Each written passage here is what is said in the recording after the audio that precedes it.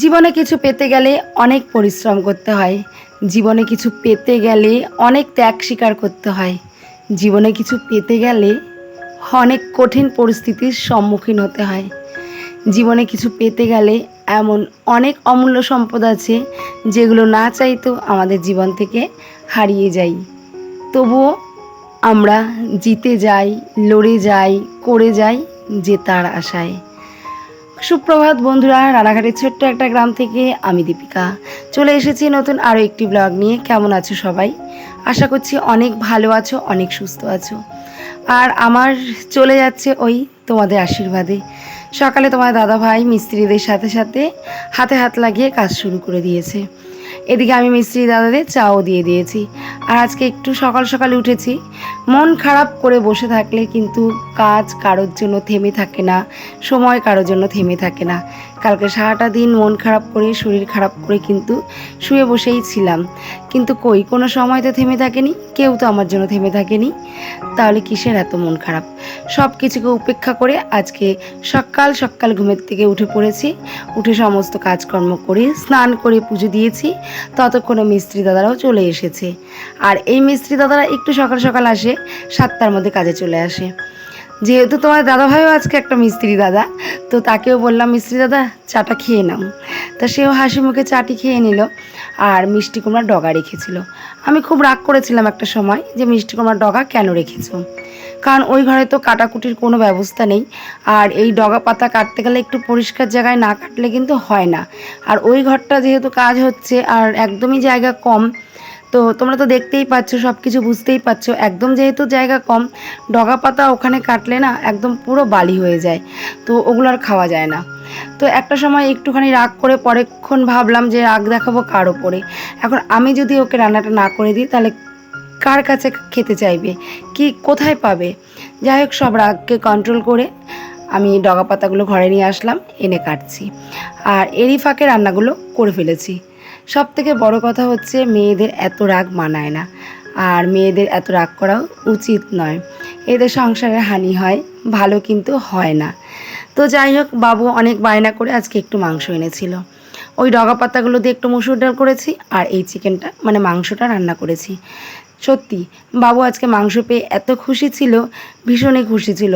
আর ছোট ছোট খুশি যে বাচ্চাদের এত আনন্দ দিতে পারে, মানে সেটা বাচ্চাদের হাসি মুখটা না দেখলে কিন্তু বোঝা যায় না। এই ত্রিপলটা আনা হয়েছিল যখন আমাদের প্রথম ঘরটা ভাঙে। প্রথম প্রথম বৃষ্টি হচ্ছিল, তো ত্রিপল দিয়ে পুরোটা ঢাকতে হয়েছিল। আর এই ত্রিপলটার দাম কিন্তু অনেক নিয়ে নিয়েছিল, 1000 টাকার ওপরে নিয়ে নিয়েছিল। তো ত্রিপলটা অযত্নে নষ্ট হবে, তাই তোমার দাদাভাইকে বললাম না, ত্রিপলটা দুজনে মিলে ভাঁজ করে রেখে দিই। আসল কথা, একটু যত্নে কিন্তু আমরা সংসারটাকে অনেকটাই সুন্দর করতে পারি। আর সত্যি কথা বলতে আমার সংসারটা কিন্তু একদম তিল তিল তিল তিল করে, কথায় বলে না তিল থেকে তাল করা, তেমনই কিন্তু একদম তিল তিল করে কিন্তু জমিয়ে জমিয়ে আজকে এই জায়গাটায় আমি আসতে পেরেছি। সব থেকে বড় কথা, গরিবের কিন্তু স্বপ্ন দেখাও বারণ, আর স্বপ্ন দেখতেও কিন্তু ভয় পায়। আর আমি কি মনে করি, আমি মনে করি গরিব হয়ে জন্ম নেওয়াটা কোনো পাপের নয়, কিন্তু গরিব হয়ে আমার ভগবান হাত দিয়েছে, পা দিয়েছে, কর্ম করো খাও। তো আমি সেই হাত পাকে যদি কাজে না লাগাই, যদি গরিব